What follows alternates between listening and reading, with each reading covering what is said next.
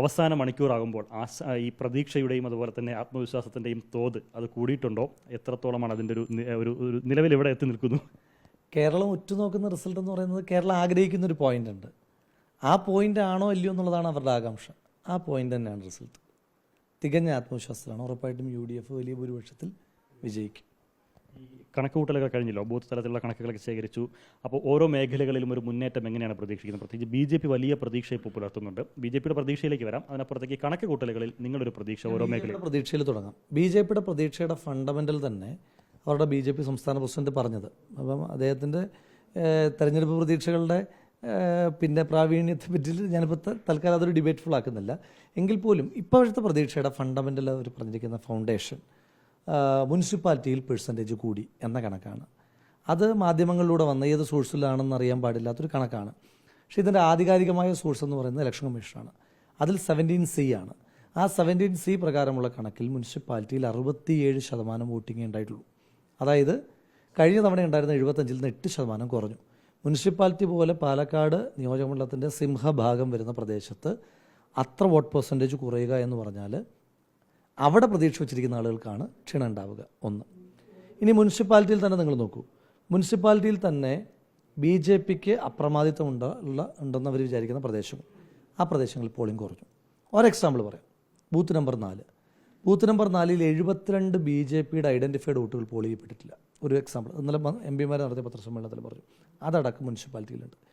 ഇനി 2, മുനിസിപ്പാലിറ്റിയിലെ തന്നെ UDF ബെൽറ്റുകളുണ്ട്. മുനിസിപ്പാലിറ്റി എന്ന് പറഞ്ഞാൽ പൂർണ്ണമായി BJP അല്ല, ഭയങ്കര UDF ബെൽറ്റുകളുണ്ട്. BJPക്ക് കടന്നു കയറാൻ പറ്റാത്ത UDF ബെൽറ്റുകളുണ്ട്. ആ UDF ബെൽറ്റുകളുടെ പിന്നെ പോളിംഗ് വളരെ ഉയർന്നതാണ്.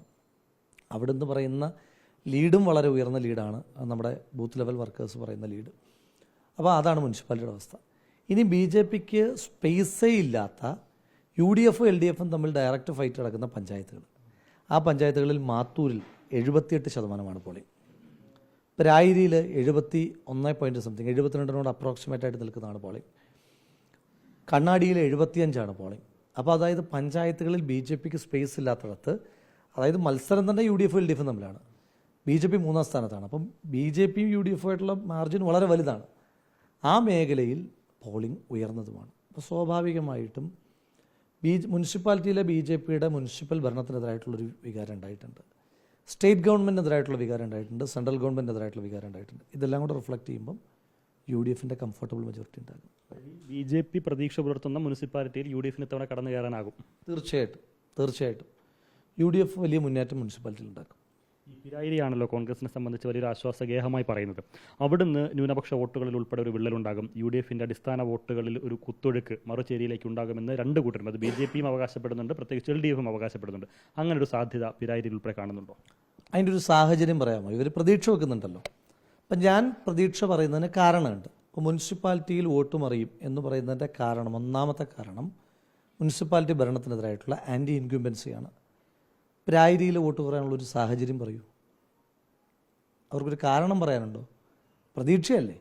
അത് പ്രതീക്ഷ ആർക്കും പങ്കുവയ്ക്കാം, അതിനകത്ത് തെറ്റില്ല. നാളെ വരെ പ്രതീക്ഷ പങ്കുവച്ചോട്ടെ.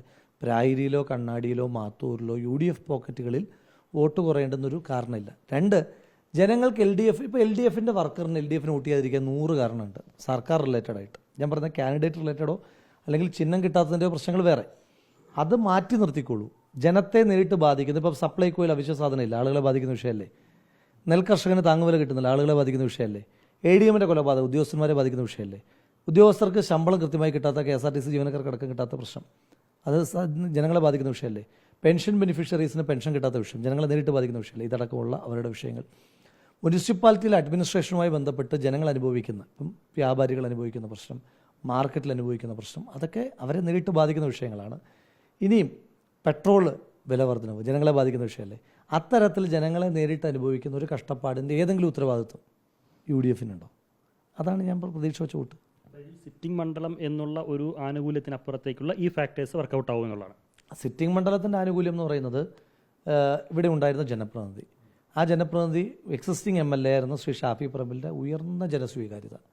ഈ തെരഞ്ഞെടുപ്പിലെ ഒരിത്തിരി റിലാക്സ്ഡ് ആയിട്ട് പറഞ്ഞാൽ ഇവരെനിക്ക് ചെയ്തെന്ന ഏറ്റവും വലിയ സൗകര്യം എന്താ അറിയോ?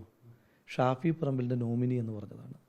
അയാൾക്ക് വലിയ വികാരമുള്ളൊരു മണ്ഡലത്തിൽ ഇപ്പം ഞങ്ങൾ ഒരുമിച്ച് പ്രചരണം നടത്തിയ ഒരു 7-8 ദിവസം കൊണ്ട് എസ്റ്റാബ്ലിഷ് ചെയ്യേണ്ടുന്നൊരു കാര്യം, ഇപ്പം ഞങ്ങൾ തമ്മിലുള്ള വ്യക്തിപരമായ ബന്ധത്തിൻ്റെ വ്യാപ്തി പാലക്കാട്ടെ എല്ലാ വോട്ടർമാർക്കും അറിയണമെന്ന് നിർബന്ധമില്ലല്ലോ.